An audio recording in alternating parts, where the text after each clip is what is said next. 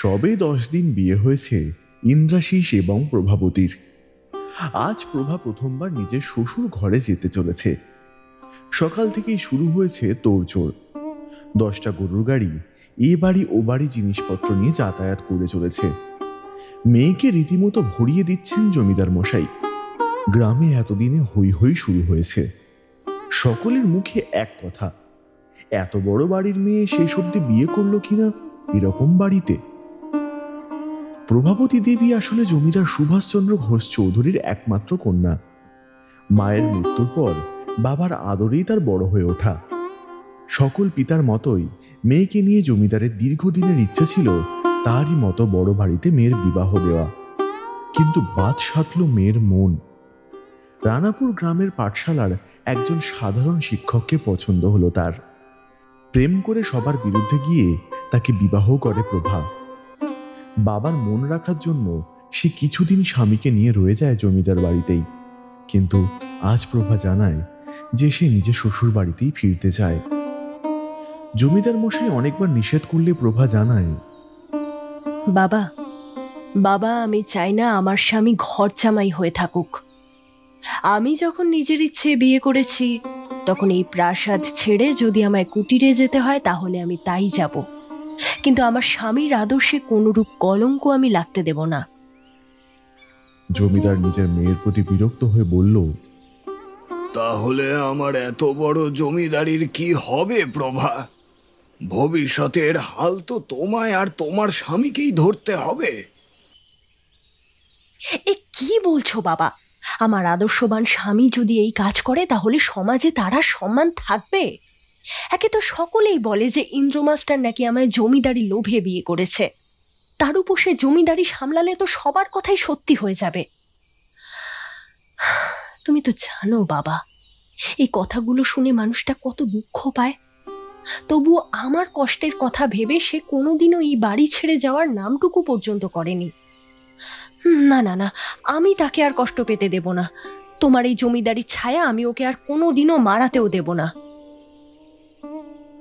সুতরাং অনেক চেষ্টার পরও জমিদার নিজের একগুঁয়ে জেদি মেয়েকে বশ করতে পারল না। প্রভাবতী সেদিনই স্বামীর সঙ্গে বেরিয়ে পড়ল নিজের শ্বশুর বাড়ির দিকে। শ্বশুর বাড়ি বলতে যা বোঝায়, প্রভা সেরকম গোছানো সংসার পেল না। না আছে শ্বশুর, না আছে শাশুড়ি। ওরা দুজনেই বহুকাল আগে পরলোক গমন করেছেন। তা বলে সংসারে ইন্দ্রকে একা বলা যায় না। মা বাবার মৃত্যুর পর তাকে মানুষ করেছে তারই বাবার বন্ধু অখিলেশ বাবু।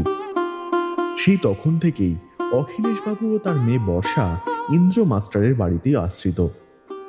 প্রভা বাড়িতে প্রবেশ করতেই বর্ষা এক ছুটে ওর কাছে এসে বলল, ও মা, বৌদি, তোমার মুখখানা তো ভারী মিষ্টি।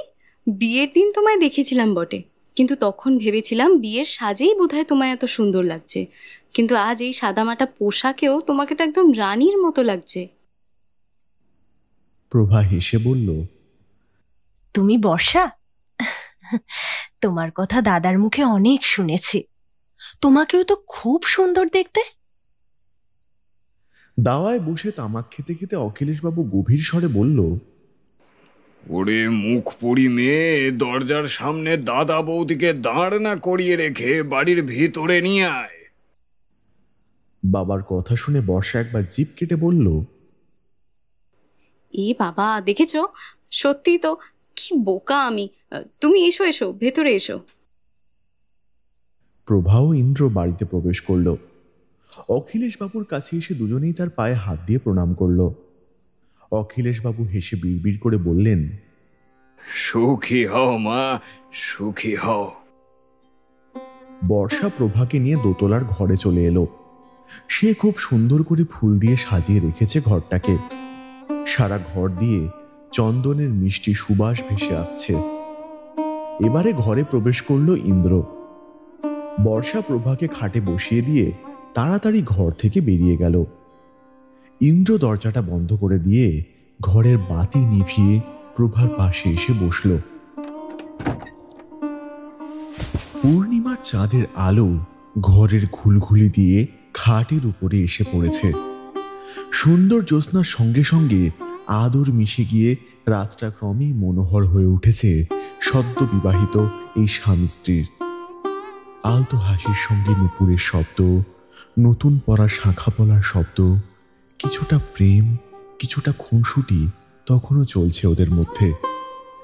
এমন সময় ইন্দ্র প্রভাকে জড়িয়ে ধরল।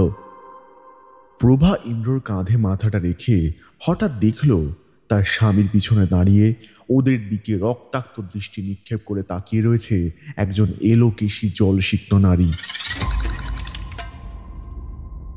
জলে ভিজে চপচপে দেহ তার, চোখ মুখের চামড়া কুঁচকে সাদা হয়ে গেছে, এক মাথা ভেজা চুল তার মুখের সামনে এসে পড়েছে। পরনের শাড়ি প্রায় ছেঁড়া বললেই চলে। তার ওই বিভৎস রূপ দেখে চিৎকার করে উঠল প্রভা।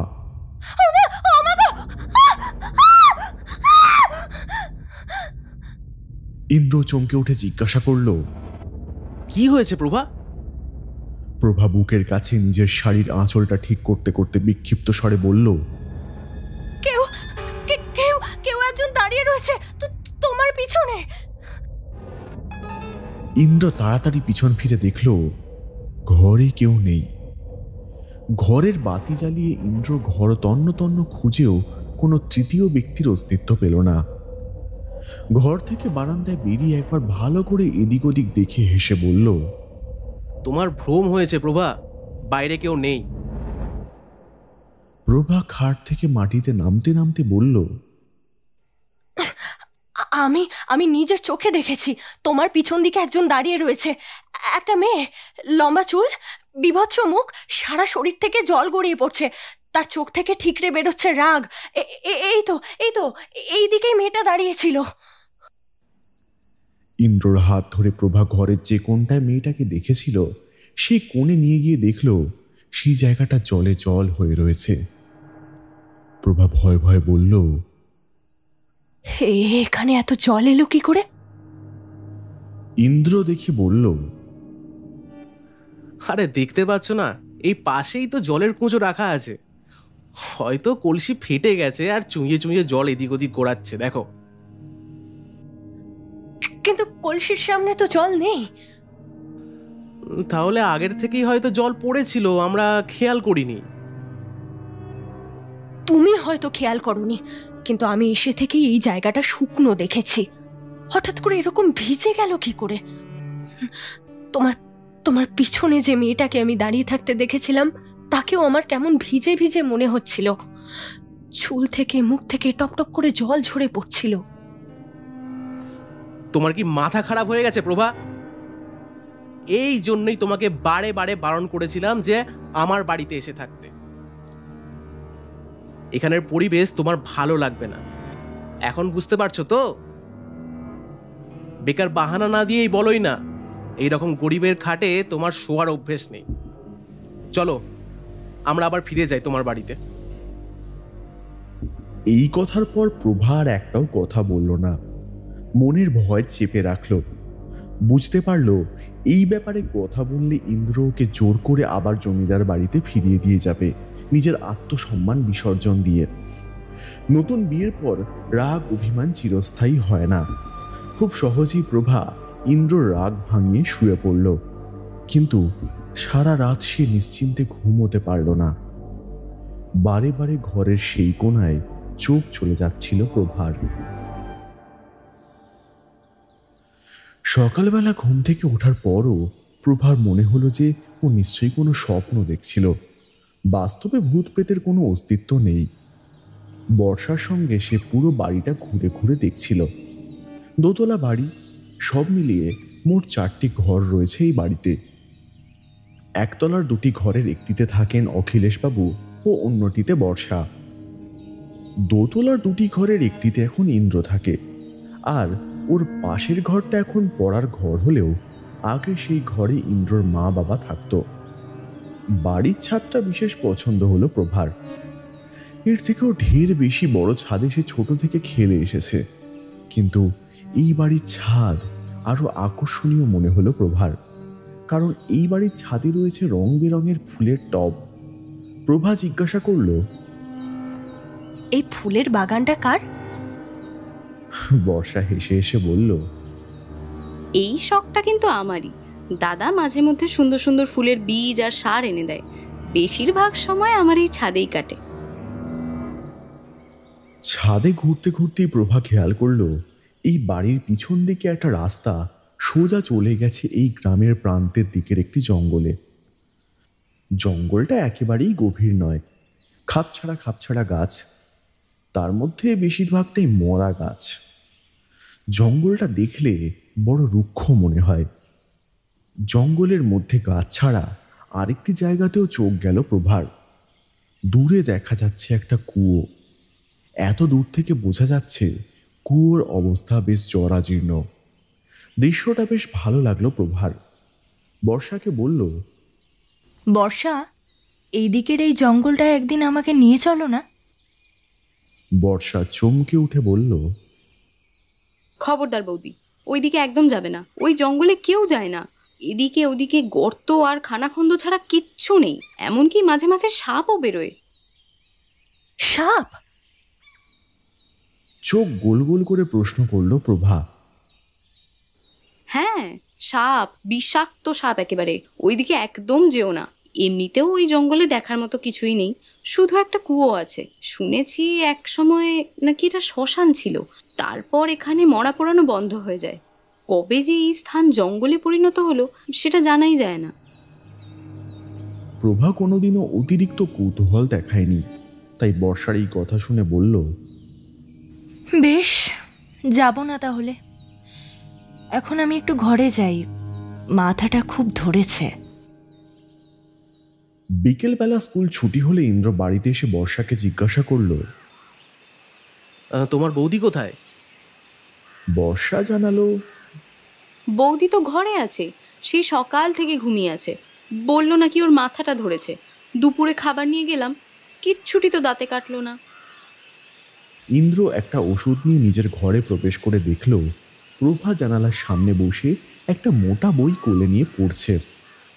স্ত্রীর কাছে এসে ওর মাথায় হাত রেখে ইন্দ্র বলল, বর্ষা বলল তোমার নাকি মাথা ধরেছে। ওই একটু মাথা ধরেছিল, এখন ঠিক আছে। ইন্দ্র ওষুধটা প্রভাকে দিয়ে বলল, নাও, লক্ষ্মী মেয়ের মতো চটপট এটা খেয়ে নাও দেখি। ওষুধটা হাতে নিয়ে প্রভা বলল, কি খাবো? এটা কি? ইস, কি বাজে গন্ধ। এটা একটা জড়িবুটির রস, খেলে মাথাটা ছাড়বে। প্রভা ওষুধটা একটুখানি খেয়ে মুখটা কাঁচুমাচু করে বলল, এ বাবা, এত তেতো কেন? ছি। ইন্দ্র হেসে বলল,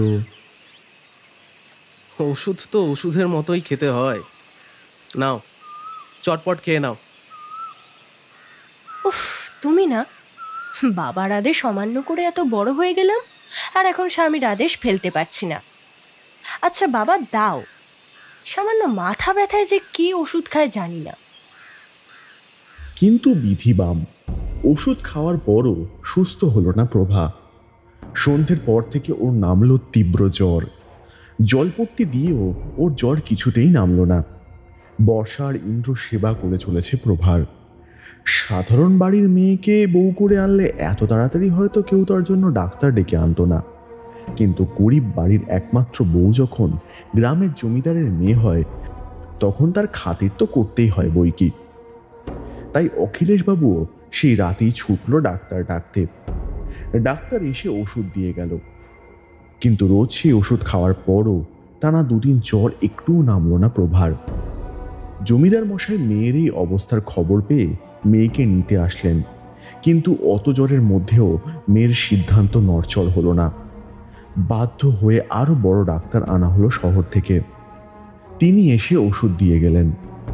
জমিদার মশাই জামাইকে ডেকে বললেন, দেখো বাবা, আমার বয়স হচ্ছে, এত মানসিক চাপ কি সহ্য করা যায়? তোমার কথা আমার মেয়ে ফেলতে পারে না। এবারে মেয়ে সুস্থ হলে ওকে বুঝিয়ে সুঝিয়ে ওই বাড়িতে নিয়ে যেও। দেখছই তো, এই বাড়িতে এসেই ওর কষ্ট হচ্ছে। ওর কি এত কষ্ট করার অভ্যেস আছে? তুমি চিন্তা করো না, তোমার এই বাড়ির খেয়াল আমি রাখবো। আর তাছাড়া আমি বা আর কতদিন? আমার পর তোমাকেই তো এইসব জমিদারি দেখতে হবে। আমার মেয়ের দ্বারা বই পড়া ছাড়া কিছুই সম্ভব হবে না। তুমি শিক্ষিত, তোমার হাতেই আমার জমিদারির ভার অর্পণ করতে পারলে নিশ্চিন্ত হই। দেখুন, আমার আদর্শ আমার কাছে সর্বপ্রথম হলেও আমার স্ত্রীর প্রাণ আমার কাছে সব থেকে বেশি অমূল্য। ওর জন্য আমি আমার আদর্শ বিসর্জন দিতেও রাজি আছি বাবা মশাই। এই বাড়িতে এসেই ও শুধু শারীরিকভাবে অসুস্থ হয়ে পড়েনি, বরং মানসিকভাবেও অসুস্থ হয়ে পড়েছে। এই তো কাল বলল যে ও নাকি ঘরে কাউকে দেখেছে, কিন্তু বিশ্বাস করুন বাবা মশাই, আমি নিজে ঘর বন্ধ করে ওর সঙ্গে গল্প করছিলাম, আমি কাউকে দেখতে পাইনি ঘরে। প্রভা সুস্থ হলেই আমি ওকে নিয়ে আপনার বাড়ি চলে যাব, আপনি চিন্তা করবেন না।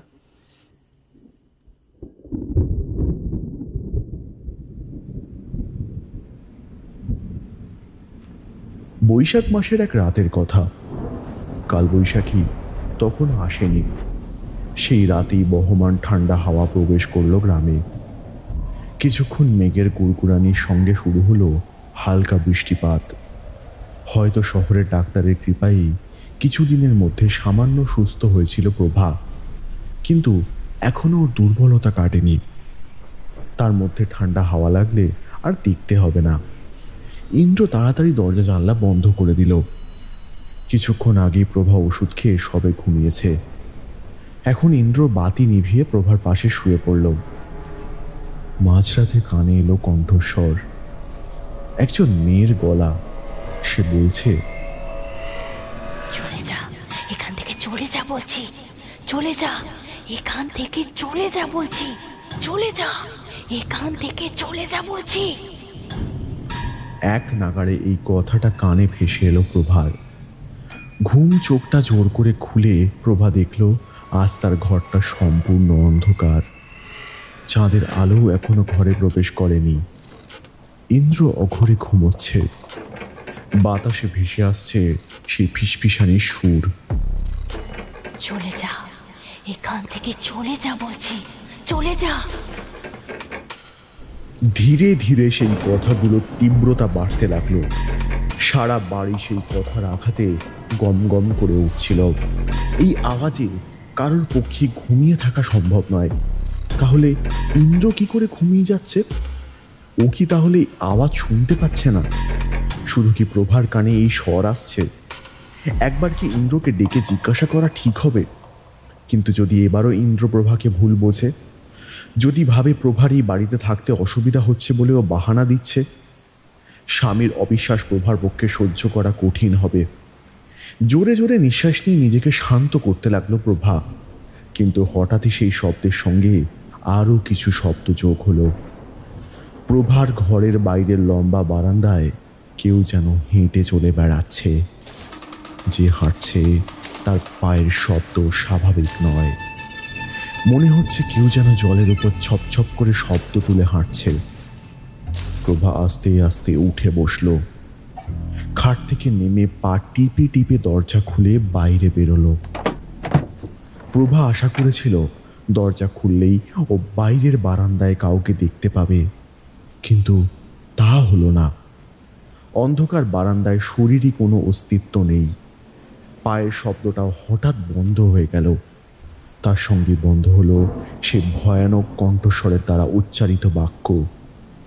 নিস্তব্ধ বারান্দায় তখন শুধুই ঝিঁঝি পোকারা একত্রিত হয়ে ডেকে চলেছে। কাউকে না দেখতে পেয়ে প্রভা একবার পুরো বারান্দাটা ভালো করে ঘুরে নিল। না, কোথাও কেউ নেই। এমন সময় নিজের ঘর থেকে সে একটা শব্দ শুনতে পেল।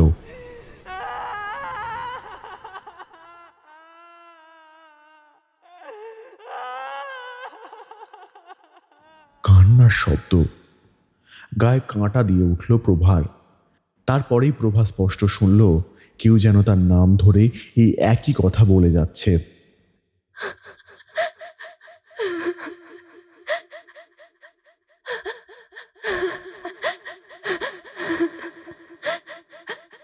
প্রভা, হাই প্রভা, চলে যা, চলে যা। তারপর সেই এক পায়ের শব্দ, কেউ যেন জলের উপর ছপ করে হাঁটছে। প্রভা কাঁপতে কাঁপতে নিজের ঘরের দিকে এগিয়ে গেল। দরজাটা অর্ধেক ভেজানো ছিল। আস্তে আস্তে প্রভা সেই দরজাটা খুলে দরজার উল্টো দিকে খাটের উপরে চোখ পড়ল ওর। যা দেখল সেই দৃশ্য কেউ কল্পনাতে দেখলেও হাড় হিম হয়ে যায়।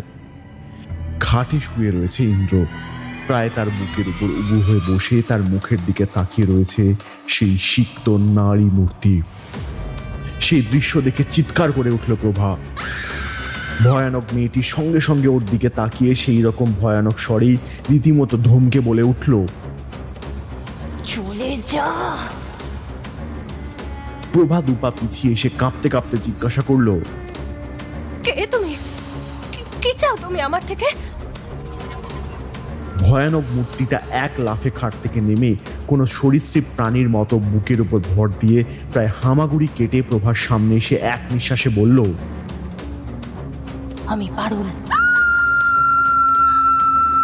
তারপরে তীব্র আর্তনাদে প্রভার কানের পর্দাটা যেন ফেটে গেল। দুহাত দিয়ে কান চেপে ছটফট করতে লাগলো। এই প্রভা, কি হয়েছে তোমার? এই প্রভা, ওঠো ওঠো, কি হলো তোমার? ইন্দ্রর গলার আওয়াজে হুঁশ ফিরল প্রভার। চোখ খুলে ধরফর করে উঠে বসল সে। তার মানে এটা স্বপ্ন? শুধুই স্বপ্ন দেখছিল প্রভা? এত জীবন্ত স্বপ্ন? যাক, তাহলে বেকার ভয় পাওয়ার কোনো কারণ নেই ওর। একটু নিশ্চিন্ত হয়ে উঠে বসল। কিন্তু সেই মুহূর্তেই ইন্দ্র বলে উঠল, এ বাবা, দেখেছো? প্রভা জিজ্ঞাসা করল, কি হয়েছে? দেখো না, আমার সারা গায়ে জলে জল। এ বাবা, মাটিতেও এত জল পড়ে আছে দেখছি। কোথা থেকে জলগুলো আসছে বলো তো? প্রভা সচক্ষে দেখল ইন্দ্রর পরনের পাঞ্জাবির জলে ভিজে জপ করছে। মাটিতেও আগের দিনের মতো অত্যধিক জল পড়ে রয়েছে। প্রভার কিছু বলার আগে ইন্দ্র বলে উঠল, হ্যাঁ, আজ বৃষ্টিটা একটু বেশি হয়েছে।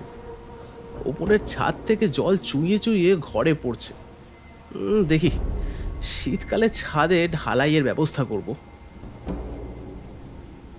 ঘরটা স্যাঁতস্যাঁতে হয়েছে ঠিকই, কিন্তু সত্যিই চাল দিয়ে জল পড়ছে বলে তো প্রভার মনে হলো না। ধন্দে পড়ল সে। সত্যিই কি স্বপ্ন দেখেছিল? যদি তাই হয়, তাহলে ঘর ভর্তি জল, এমনকি ইন্দ্রর গায়ে জল এলো কোথা থেকে? সে নিজে দেখেছে সেই ভয়ানক ছায়ামূর্তি ইন্দ্রর বুকের উপর বসেছিল। এখন যদি প্রভা এই কথাটা ইন্দ্রকে বলে, তাহলে ইন্দ্র কোনো মতেই তাকে বিশ্বাস করবে না। প্রভা নির্বাক হয়ে বসে রইল। ততক্ষণে ভোর হয়েছে। কিচিরমিচির পাখির শব্দও শুরু হয়েছে। ঘরের জানালার দিকে ভোরের মৃদু আলো প্রবেশ করছে। ইন্দ্র হাতে একটা গামছা নিয়ে বলল, আমি স্নান সেরে নিচ্ছি, বুঝলে? আজ একটু তাড়াতাড়ি বেরোতে হবে। হেডমাস্টারের সঙ্গে আজ কলকাতায় যেতে হবে ছাত্রদের জন্য কিছু প্রয়োজনীয় বই আনতে। ফিরতে অনেক রাত হয়ে যাবে। প্রভা ব্যস্ত হয়ে বলল, আজ রাতে ফিরবে তো তুমি? ঠিক নেই, বেশি রাত হলে নাও ফিরতে পারি। আর একা থাকতে ইচ্ছা না করলে তোমার বাড়িতে চলে যাও না। আমি কলকাতা থেকে না হয় ওখানেই চলে যাব। না না, অসুবিধা হবে না। আর হলে বর্ষাকে ডেকে নেব। আচ্ছা বেশ, তুমি ওষুধগুলো কিন্তু খেতে ভুলো না, কেমন? আমি বর্ষাকে বলে যাচ্ছি, ও সময় মতো তোমাকে ওষুধ দিয়ে যাবে। ইন্দ্রর অর্ধেক কথা প্রভার কানে প্রবেশ করছে না। ওর মাথার মধ্যে এখন কেবল একটাই চিন্তা, কালকে সেই বিভীষিকাময় স্বপ্ন যদি আজও ওকে দেখতে হয়। কিন্তু এত কিছুর মধ্যেও ওর মন একটা প্রশ্নের উত্তর জানার জন্য ব্যাকুল হয়ে উঠেছিল। কি পারুল? এই নামটাও কি নিছক কল্পনা? ধীরে ধীরে ওর সামনে এই কোন রহস্য ঘনিয়ে আসছে? এই উত্তরও স্বামী ছাড়া আরো দুজন দিতে পারে, বর্ষা এবং অখিলেশ বাবু। সকাল সকাল খাওয়া সেরে ইন্দ্র বেরিয়ে যেতেই প্রভা রান্নাঘরে প্রবেশ করল। তখন বর্ষা দুপুরের রান্নায় ব্যস্ত, আর অখিলেশবাবু এক ধামা মুড়ি নিয়ে সবে সকালে জলখাবারিতে মনোনিবেশ করেছে। ওরা প্রভাকে দেখিয়ে বলে উঠল, এ কি বৌদি, এই শরীরে তুমি আবার রান্নাঘরে এসেছো? সেই তো বৌমা, এখন তুমি বিশ্রাম নাও। কিছু প্রয়োজন হলে আমাকে তো ডেকে নিতে পারতে। প্রভা হেসে বলল, এই বাড়িতে এসে থেকে কোন কাজটাই বা করছি। আচ্ছা বর্ষা, তোমায় একটা কথা জিজ্ঞাসা করব? হ্যাঁ বলো না, কি বলবে? তুমি পারুল নামের কাউকে চেনো? এই কথা শুনে বর্ষা আর অখিলেশবাবুর বুকটা কেঁপে উঠল। ওদের মুখে ঘনিয়ে এলো কালো নিকষ ছায়া। বর্ষা পাল্টা প্রশ্ন করল, এই নামটা তোমায় কে বলল? প্রভা গতকাল রাতের ঘটনাটা একবার বলতে গিয়েও বলল না। মনটা শক্ত করে কণ্ঠস্বরটাকে আরো দৃঢ় করে বলল, যতটুকু জিজ্ঞাসা করেছি ততটুকুর উত্তর দাও। পারুল বলে কাউকে কি চেনো তুমি? বর্ষার চোখে মুখে রাগ ফুটে উঠল। ও কিছু একটা বলতে যাচ্ছিল, এমন সময় অখিলেশবাবু বলল, না বৌমা, এই নাম তো আমরা প্রথম শুনছি, কিন্তু তুমি এই প্রশ্ন কেন করছো? প্রভা কোনো উত্তর না দিয়ে পায়ের শব্দ তুলে চলে গেল। ও ভালো করেই বুঝল যে বর্ষারা কিছু একটা তার থেকে লুকিয়ে গেল। এটার মানে কি হতে পারে? ওরা কি পারুল নামটা এর আগে শুনেছে? এই বাড়িতেই কি পারুল থাকতো? না, এভাবে এদের পেট থেকে আর কোনো কথা বেরোবে না। বরং কাল ইন্দ্র এলেই ওকে জিজ্ঞাসা করা উচিত হবে যে কে এই পারুল, কি অস্তিত্ব ছিল এই মেয়ের এই বাড়িতে। এই কথোপকথনের পর সারাদিন আর কেউ কোনো কথা বলল না প্রভার সঙ্গে। দুপুরে খাওয়া দাওয়ার পর শুধু ওষুধ দিতে এসেছিল বর্ষা। ওষুধটা খেয়ে খুব ঘুম পায় প্রভার। বড় দুর্বল লাগে ওর, কিন্তু এতে ওষুধের দোষ নেই। কদিনের জ্বরেই সে খুব দুর্বল হয়ে গেছে। যতবারই ওষুধ খেয়ে শুয়ে পড়েছে ততবারই গভীর ঘুম এসে তার চোখে ধরা দিচ্ছে। ঘোলাটে দৃশ্য, একটা গভীর জঙ্গল, অন্ধকার ঘুটঘুটে রাত, দূর থেকে ভেসে আসছে একজন মেয়ের আর্তচিৎকার। এবারে দেখা যাচ্ছে একটি মেয়েকে। মেয়েটার শরীরে আচ্ছাদন বলতে একটা ছেঁড়া শাড়ি, যা কোনো রকমে সে গায়ে জড়িয়ে রেখেছে। এবারে মেয়েটা দৌড়ে জঙ্গলের দিকে ছুটে আসছে। পিছনে আরো কয়েকজন মেয়েটাকে ধাওয়া করছে, কিন্তু কিছুক্ষণ দৌড়ানোর পর মেয়েটা মুখ থুবড়ে পড়ে গেল। সঙ্গে সঙ্গে ওর পিছনের মানুষগুলোর মধ্যে কেউ একজন ওর কাছে এসে চুলটা মুঠো করে ধরে হিচড়োতে হিচড়োতে নিয়ে যাচ্ছিল। মেয়েটার হাত পা কেটে ছড়ে গেল। মেয়েটার অর্ধ উলঙ্গ শরীর যখন প্রায় রক্তারক্তি হয়ে গেল, চিৎকার করে সেই অসহায় মেয়েটি সাহায্য চেয়ে যাচ্ছে। কিন্তু এই অন্ধকার জঙ্গলে গভীর রাতে কে এই অসহায় মেয়েটার ডাক শুনে আসবে? শেষ অবধি মেয়েটাকে তুলে নিয়ে তারা একটা জরাজীর্ণ কুয়োর সামনে আনলো। তারপর সবাই মিলে ওকে তুলে সেই কুয়োর মধ্যে ফেলে দিল। ভীষণ রকমের একটা চিৎকার করে মেয়েটা কুয়োর মধ্যে পড়ে গেল।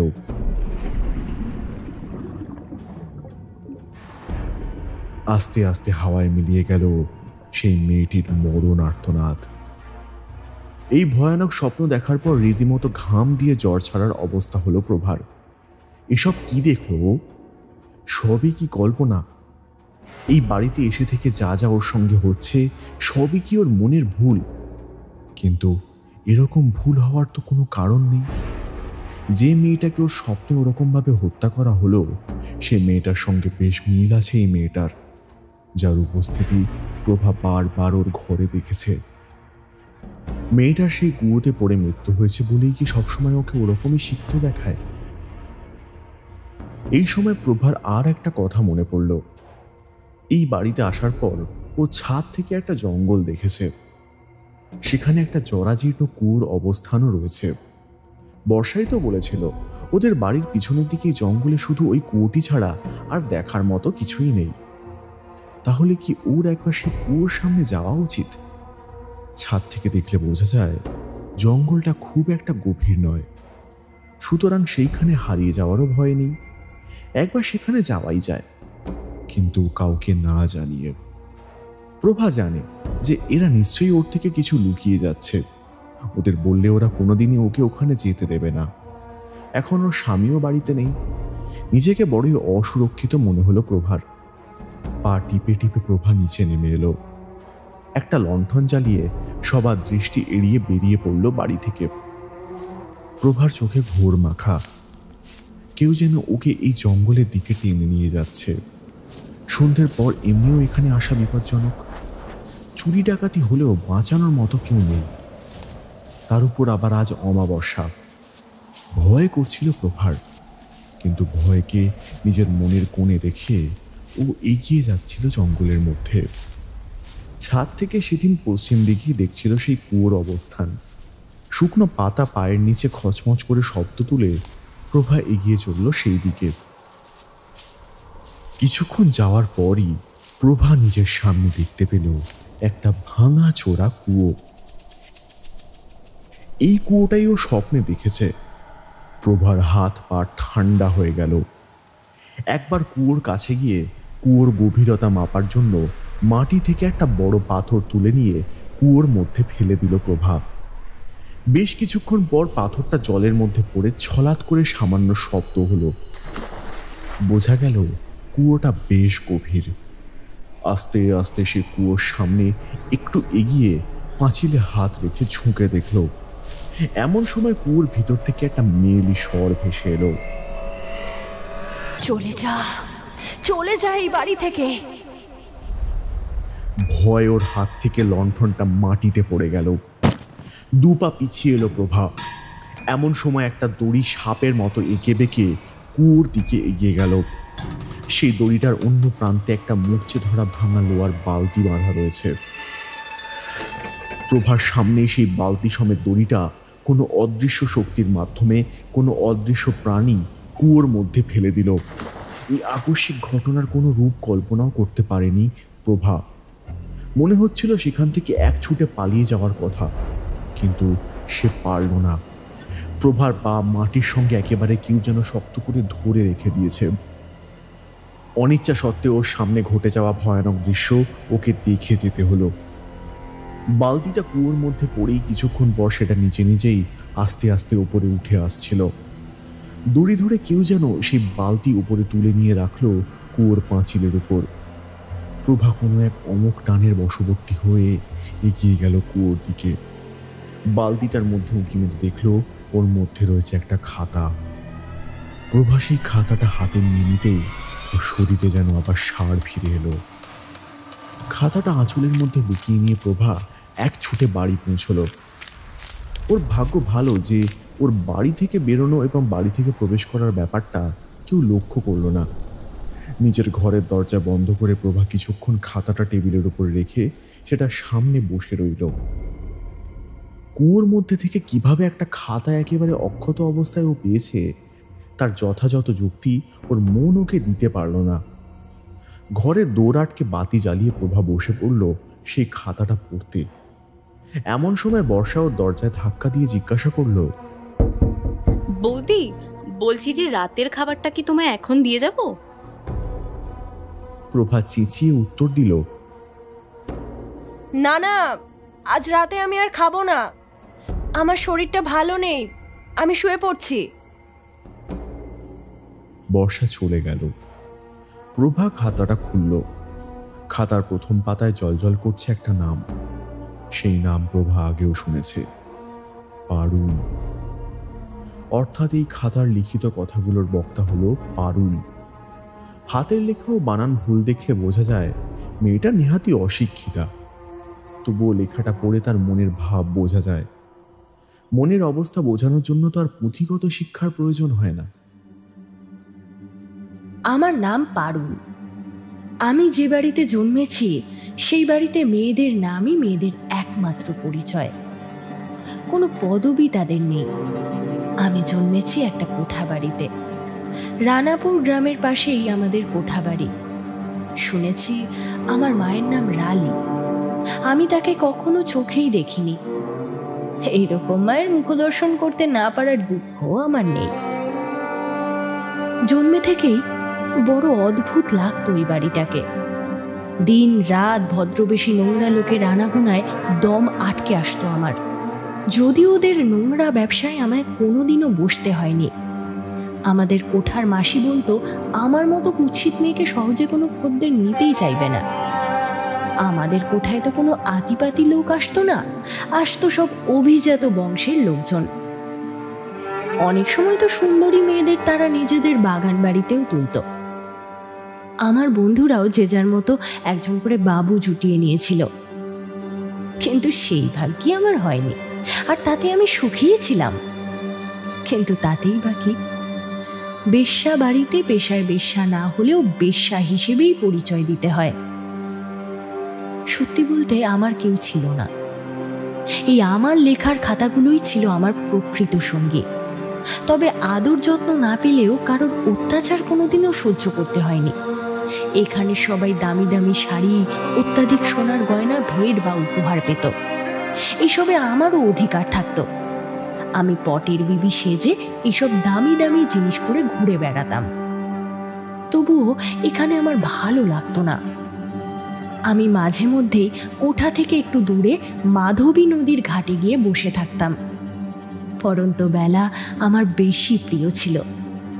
নদীর ঘাটে মাঝে মাঝে গ্রামের লোকেদের ছাগল চলে আসতো। আমি ওদের ঘাস তুলে নিজের হাতে খাওয়াতাম। ওরা অবলা জীব, কে খাওয়াচ্ছে মানুষের মতো তা নিয়ে বিচার করতে বসতো না। একদিন সেই ঘাটেই বসে আছি, হঠাৎ একজন আমার পিছন থেকে বলে উঠল, আপনি কি ব্যস্ত? মানে একটু কথা বলা যাবে?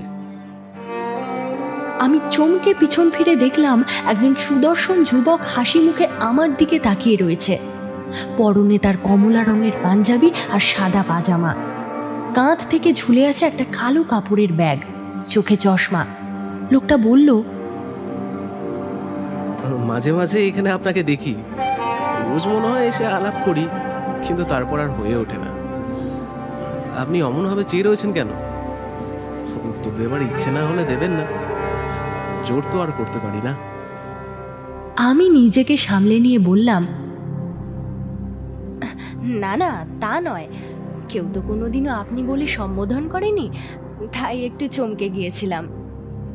লোকটা হেসে প্রশ্ন করল, আপনি কোথায় থাকেন? এই আমার লজ্জার প্রসঙ্গ চলে এলো। মাথা নিচু করে উত্তর দিলাম, সামনের কোঠা বাড়িতে। ভেবেছিলাম লোকটা এবারে বিদায় নেবে, কিন্তু এই কথা শুনে সে বলল, নমস্কার, আমি রানাপুর গ্রামের পাঠশালার মাস্টার মশাই। আমার নাম ইন্দ্রাশিস চট্টোপাধ্যায়। আপনি কি এখানে রোজ আসেন? মাঝে মাঝে আসি। বাহ, তাহলে ভালোই হলো। আমি নয় রোজ এসে একবার করে দেখে যাব। যেদিন ভাগ্য ভালো হবে সেদিন আপনার দেখা পাবো। এই হলো ইন্দ্রবাবুর সাথে আমার প্রথম আলাপের কাহিনী। এই আলাপের পর থেকেই প্রায় রোজ ওনার সঙ্গে সেই নির্জন নদীঘাটে আমার দেখা হতো। স্বাভাবিকভাবেই আস্তে আস্তে আমরা একে অপরের প্রেমে পড়লাম। বামন হয়ে চাঁদে ওঠার স্বপ্ন আমি কোনোদিন দেখিনি, কিন্তু ইন্দ্রবাবুই একদিন আমায় বলে বসলো যে সে আমায় বিয়ে করতে চায়। আমি অতি আনন্দের সঙ্গে রাজি হলাম। তবে ইন্দ্রবাবু আমায় শর্ত দিল যে ওনাকে বিয়ে করতে হলে এই কোঠা বাড়ির সঙ্গে আমায় সমস্ত সম্পর্ক তুলে দিতে হবে। আসলে এই কাজ তো আমার জন্য অভিশাপ নয়, বরং আশীর্বাদ। আমি আবার রাজি হয়ে গেলাম। একটা সংসারের আশায় আমি সব ত্যাগ করে আজ রাতের অন্ধকারে আমি কোঠা বাড়ি ছেড়ে পালিয়ে যাব। নিজের সমস্ত গয়নাগাটি গুছিয়ে নিয়েছি। আজ রাতেই আমাদের বিয়ে। এর পরে যখন আমি লিখব তখন আমারও একটা পদবি থাকবে, আমারও একটা পরিচিতি থাকবে। আমি তখন বেশ্যা পারুল ছেড়ে একেবারে গিন্নি পারুল হয়ে বসবো। খাতা বন্ধ করে রাগে জ্বলতে লাগলো প্রভার চোখ। পারুলের সাথে শেষ কি হয়েছিল সেটা আন্দাজ করতে ওর একটুও সময় লাগলো না। ও যেটা স্বপ্নে দেখেছিল সেটাই ছিল পারুলের শেষ পরিণতি। এই তিনজন শয়তান মিলে পারুলকে সেই রাতে খুন করেছিল। কিন্তু কেন? পারুলকে ভালোবাসার টোপে ফেলে কি লাভ করতে চাইল ইন্দ্র? কি ছিল ওই কোঠা বাড়ির মেয়েটির যে তার সঙ্গে ওরা এমন করলো? তাছাড়া ওই মেয়েটির আত্মাই বা প্রভাকে বারবার দেখা দিল কেন? তাহলে কি পারুলের আত্মা ইন্দ্রর হাত থেকে ওকে বাঁচাতে চাইল? আসলে প্রভাকে বিয়ে করারও কি অন্য কোনো উদ্দেশ্য ছিল ইন্দ্রর? হঠাৎ প্রচন্ড জোরে কেউ ধাক্কা মারল ওর ঘরের দরজায়। প্রভা, দরজা খোলো, এখনই দরজা খোলো। ইন্দ্রর গলার স্বর, কিন্তু ও এত ব্যস্ত কেন? প্রভা তাড়াতাড়ি খাটের কোণে খাতাটা লুকিয়ে দরজা খুলে দিল। সামনে দাঁড়িয়ে আছে ইন্দ্র, নিজের রৌদ্র প্রতিমূর্তি নিয়ে। সঙ্গে রয়েছে বর্ষার অনিমেষ বাবু। কি হয়েছে? এত চিৎকার করছো কেন? প্রশ্ন করল প্রভা। ইন্দ্র প্রভাকে এক ধাক্কায় সরিয়ে দিয়ে ঘরে প্রবেশ করে হিংস্র রূপে জিজ্ঞাসা করল, তুই আগে আমায় একটা সত্যি কথা বল, পারুলের কথা তোকে কে বলল? প্রভাকে কোনো উত্তর দেওয়ার সুযোগ না নিয়ে ইন্দ্রর গলা টিপে ধরল। আমি বাড়িতে ঢুকে বর্ষা আমাকে সব বলেছে। সত্যি কথা বল, কোথা থেকে জানতে পারলি তুই পারুলের কথা? প্রভা নিজের গলাটা ইন্দ্রর হাতের বাঁধন থেকে ছাড়ানোর চেষ্টা করছে। অন্যদিকে বর্ষা চোখ পড়ল খাটের কোণ থেকে বেরিয়ে থাকা সেই হলুদ খাতাটির দিকে। বর্ষা সেই খাতাটা বের করে বলল, এই দেখো ইন্দ্রদা, এই খাতাটাই পারুলের। ইন্দ্র তাড়াতাড়ি প্রভাকে সরিয়ে দিয়ে বর্ষার হাত থেকে খাতাটা নিয়ে একবার দেখল। এই খাতাটা তুমি নষ্ট করে দাওনি? অখিলেশ বলল, আমি তো ওর সমস্ত জিনিস ওই কুয়োতেই ফেলে দিয়েছিলাম। এই বাড়িতে তো এই খাতা থাকার কথা নয়। কুয়োতে না ফেলে জিনিসগুলো জ্বালিয়ে কেন দাওনি? ওরা কথোপকথন করতে করতে খেয়াল করলো না যে প্রভা এতক্ষণে ঘর থেকে বেরিয়ে গেছে। যত শীঘ্র সম্ভব ওকে ওর বাড়িতে পৌঁছতে হবে। যখন ইন্দ্র ঘরে প্রভার অনুপস্থিতি লক্ষ্য করলো ততক্ষণে প্রভা প্রায় বাড়ির সদরের কাছে পৌঁছে গেছে। সঙ্গে সঙ্গে ওরা প্রভাকে ধাওয়া করলো। অতিরিক্ত উত্তেজিত হয়ে প্রভা নিজের অজান্তেই রাস্তার দিকে না গিয়ে জঙ্গলের দিকে দৌড়তে লাগলো। ওরা তিনজনও প্রভাকে ধরার জন্য সেই দিকেই এগোলো।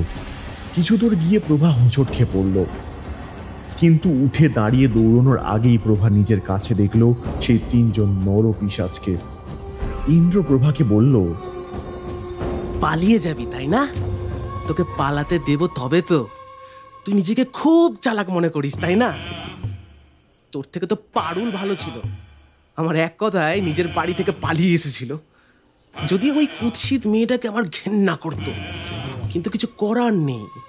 প্রথম যেদিন ওকে দেখেছিলাম সেদিন থেকেই বুঝেছি মেয়েটার কাছে মাল করি ভালোই আছে। গা ভর্তি সোনার গয়না পরে নদীর ধারে বসেছিল।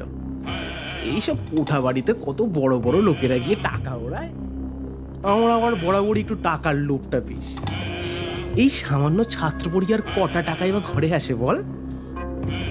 পারুলকে আমার ভালোবাসার জালে ফাঁসিয়ে বিয়ের স্বপ্ন দেখিয়ে ওর কাছ থেকে সমস্ত গয়নাগাটি নিয়ে ওকে ভোগ করে ফেলে দিয়েছিলাম এই কুয়োতে। কেউ কিচ্ছু সন্দেহ করল না। বেশ্যারা মরলে আর কজনই বা খবর নেয়। যদিও সেই রাতে পারুলও তোর মতো ছুটে এদিকেই এসেছিল, তারপর তোর মতোই এখানে হোঁচট খেয়ে পড়েছিল। কত কষ্ট করে ওকে তুলে আমরা এই কুয়োতে ফেললাম, তোকেও ফেলবো। তবে তোকে খোঁজার জন্য তোর বাবা অনেক চেষ্টা করবে, কিন্তু কিছু লাভ। এইদিকে কেউ আসবে না, আর এলেও এই গভীর কুয়োতে তোকে এমনিও কেউ খুঁজে পাবে না। কিন্তু তার আগে তোর কিছু প্রশ্নের উত্তর দিয়ে দিই। মেয়েরা আমার উপর কেন জানি না বড় আকর্ষণ অনুভব করে, যেমন পারুল করেছিল, আবার পরে তুইও করলি। গ্রামের একজন সাধারণ মাস্টার মশাইয়ের প্রেমে পড়লো জমিদার বাড়ির একমাত্র মেয়ে।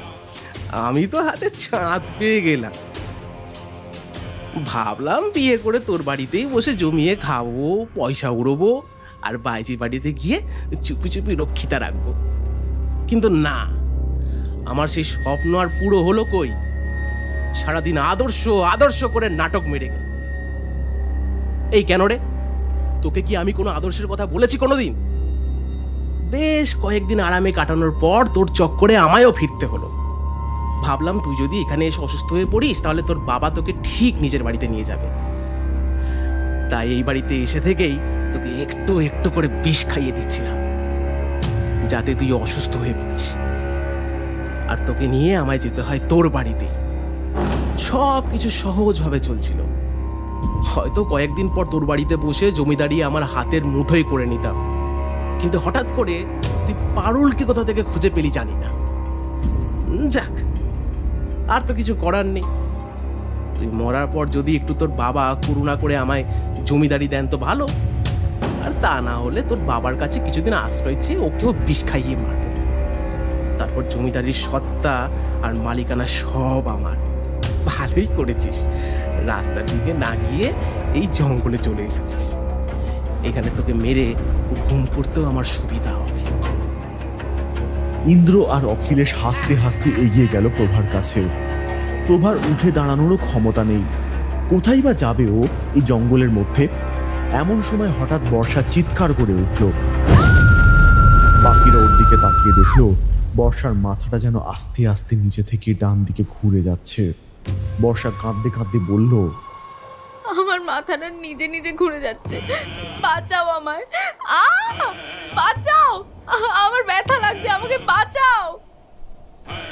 ততক্ষণে বর্ষার মাথা এক ঝটকায় সম্পূর্ণ পিছন দিকে ঘুরে গেল।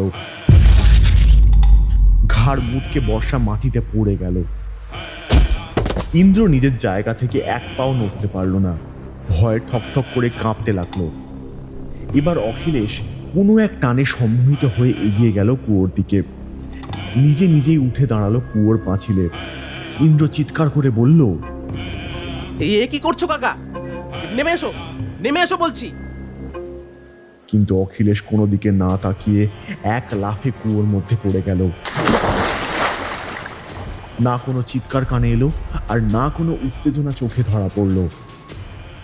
ইন্দ্র সর্বশরীর ভয়ে কাঠ হয়ে রয়েছে। কোথা থেকে যে কি হচ্ছে কিছুই বুঝতে পারছে না ও। এমন সময় কুয়োর ভিতরে কিছু আওয়াজ ভেসে এলো। নারী কণ্ঠ, সে হাসছে।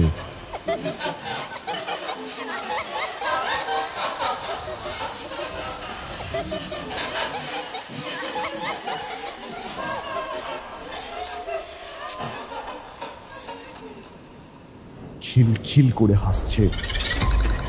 বিস্ফারিত নজরে ইন্দ্র কুয়োর দিকে তাকালো। খুবই সামান্য একটা ফিসফিসে শব্দ কুয়োর মধ্যে থেকে আসছে। ধীরে ধীরে কুয়োর মুখে দেখা গেল একজনের মাথা। কুয়োর ভিতর থেকে ভেসে ভেসে কেউ বাইরে আসছে। আস্তে আস্তে বেরিয়ে এলো তার মুখ, বুক, কোমর, পা, পুরো শরীর। যখন সেই ভাসমান কালো ছায়ার মতো নারী মূর্তিটি সারা শরীর সামনে এলো, তখন ইন্দ্রর মুখ থেকে একটাই কথা ভেসে এলো, পারুল। তীব্র হাসির সঙ্গে পারুলের বলা কথাগুলো গম গম করে উঠল।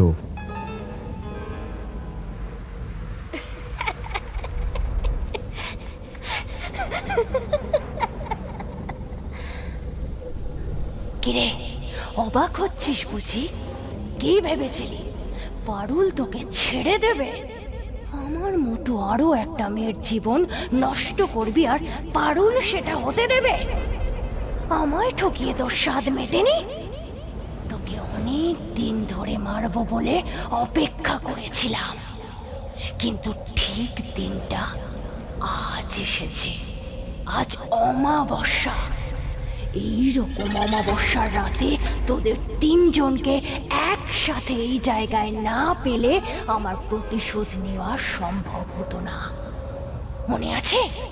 এইরকমই এক অমাবস্যার দিনে ঠিক এই সময় তোরা আমাকে মেরেছিলি এই জঙ্গলে। আজ তোদেরও আমি এই জঙ্গলে মেরে আমার মৃত্যুর প্রতিশোধ নিলাম। কুয়োর সঙ্গে বাঁধা দড়ি ইন্দ্রর দিকে সাপের মতো এগিয়ে গেল। নিমেষের মধ্যে সেটা ইন্দ্রর গলায় পেঁচিয়ে গেল। তারপর টান মেরে সামনের এক গাছের ডালে সেই দড়িটা নিজে নিজে পেঁচিয়ে ওপরে উঠতে লাগলো। ছটফট করছিল ইন্দ্র, কিছুতেই গলার বাঁধন ছাড়াতে পারছিল না সে। মুখ থেকে লালা ঝরে পড়ল তার। কিছুক্ষণের অপেক্ষা, তারপরে ইন্দ্রর দেহ নিস্তেজ হয়ে পড়ল। অসহায়ভাবে গাছের ডালে সেই নিথর দেহ ঝুলে রইল। প্রভা এইরকম মর্মান্তিক দৃশ্যের সম্মুখীন এর আগে হয়নি। ওর সামনে কিছুক্ষণের মধ্যে 3 জন জলজ্যান্ত মানুষ মৃত্যুবরণ করেছে এবং তাদেরকে হত্যা করেছে একটি অতৃপ্ত আত্মা। এবারে সে দেখল ওর দিকে এগিয়ে আসছে পারুলের আত্মা। তাহলে কি এবার ওর পালা? কিন্তু তা হলো না। প্রভা ভয় চোখ বন্ধ করে নিতেই অনুভব করল ওর মাথায় একটা শীতল হাতের স্পর্শ। প্রভা চোখ খুলে দেখল সামনে দাঁড়িয়ে আছে পারুল। ওর ভয়ানক রূপ এখন আর নেই। একেবারে সাধারণ গ্রাম্য মেয়ের মতো সে হাসি মুখে তাকিয়ে রয়েছে প্রভার দিকে। সে প্রভাকে বলল, সেদিন আমায় বাঁচানোর জন্য কেউ আসেনি, তাই তোমায় বাঁচানোর জন্য আমাকে ফিরে আসতে হলো। তোমার থেকে সমস্ত কিছু হাতিয়ে নিয়ে ওরা তোমাকে আমারই মতন মেরে দিত, কিন্তু এখন আর ভয় নেই। তুমি প্রাণে বেঁচেছ। তোমার জীবন থেকে পাপ আর পাপী দুই বিদায় নিয়েছে। তুমি ফিরে যাও, আমিও চলে যাচ্ছি। আজ আমাদের দুজনেরই মুক্তি হয়েছে। প্রভার চোখের সামনে হাওয়ায় মিলিয়ে গেল পারুলের আত্মা। প্রভা কৃতজ্ঞ ছিল সেই পারুলের উপর, যে আজ কেবল নিজের মৃত্যুর প্রতিশোধ নেয়নি, বরং সেই সঙ্গে বাঁচিয়ে গেল তারই মতো আরেকটি মেয়ের জীবন।